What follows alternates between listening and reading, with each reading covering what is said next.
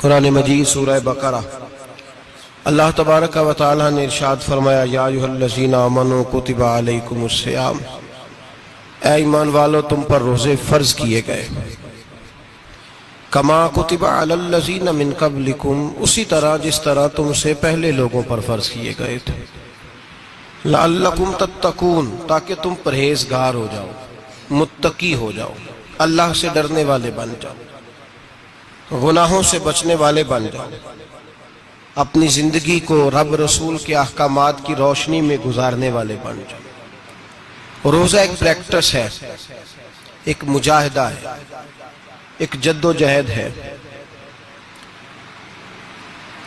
جد و جہد کس چیز کی؟ اللہ کی رضا کے مطابق اپنے آپ کو ڈھالنے کی جد و جہد۔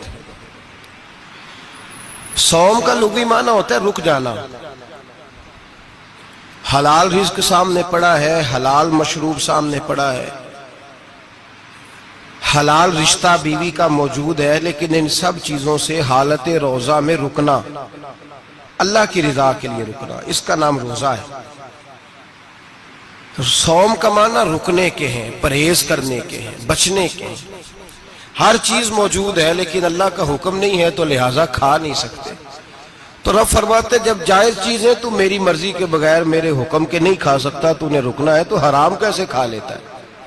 اب جائز چیز کے لیے تجھے حکم ہے، میں کہوں تو کھائے گا، میں کہوں تو نہیں کھائے گا۔ میں نے حکم دے دیا جائز ہے، روٹی ہے، کھانا ہے، گوشت ہے، تیری فریج میں پڑا سارا کچھ، تو با اختیار ہے، منہ میں دانت بھی ہیں، ہضم کرنے کو ہاضمہ بھی ہے، بھوک کی شدت بھی ہے، پر میری اجازت کے بغیر تو کھا سکتا۔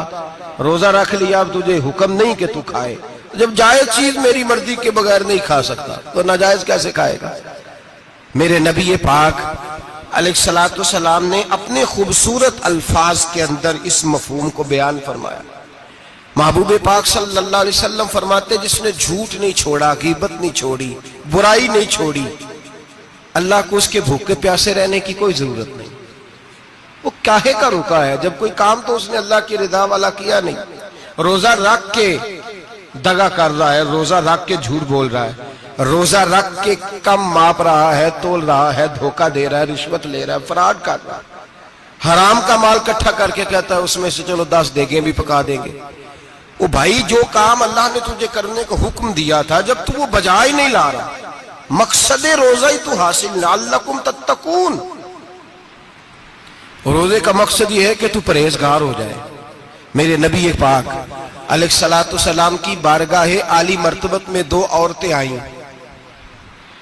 یہ چیزیں کھا لو، کہنے لگی محبوبہ ہم نے روزہ رکھا ہوا ہے۔ فرمایا نہیں تمہارا تو روزہ نہیں ہے، حضور رکھا ہوا ہے روزہ، سحری سے لے کر اب تک کچھ نہیں کھایا، شام تک بھی نہیں کھائیں گی۔ محبوب نے فرمایا ذرا کہہ تو کرو، الٹی تو کرو۔ کہہ کی تو ان کے حلق سے خون بھی نکلا اور گوشت کے لوتھڑے بھی نکلے، پھوٹیاں بھی نکلی۔ نبی پاک نے فرمایا وہاں بیٹھ کے تم نے اپنے جاننے والوں کی غیبت نہیں کی، چغلی نہیں کھائی؟ خاموش ہو گئیں، گردنیں جھک گئیں۔ نبی پاک نے فرمایا تم نے قرآن نہیں پڑھا کہ جو اپنے بھائی کی غیبت کرتا ہے وہ مردہ بھائی کا گوشت کھاتا ہے؟ تو گوشت کھا کے بھی تمہارا روزہ رہ گیا۔ کس طرح کا روزہ ہے کہ صاحب روزہ رکھ کے نہ رکھنے والوں پہ تنقید کر رہے ہیں؟